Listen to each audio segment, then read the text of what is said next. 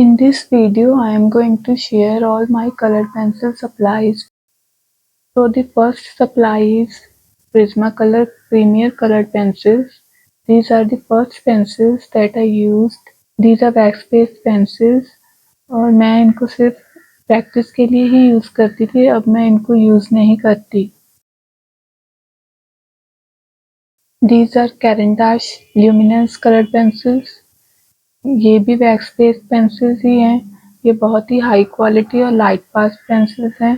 ये मेरी favourite pencils हैं। Only use these pencils for my drawings.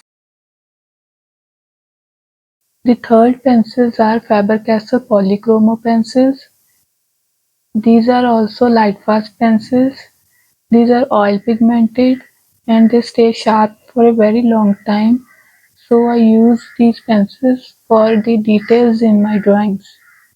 This is Archie's hot press watercolor paper.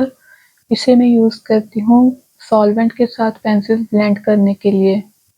इससे पहले मैं स्ट्रैथमोर 400 सीरीज ड्राइंग पेपर यूज करती थी, उसे मैंने प्रैक्टिस के लिए यूज किया था।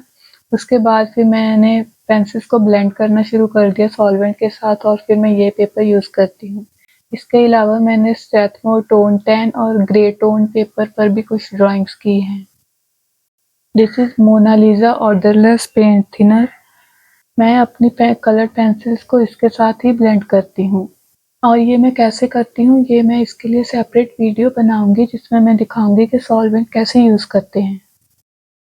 ये एयर टाइट कंटेनर है जिसे मैं यूज करती हूँ सॉल्वेंट डालने के लिए।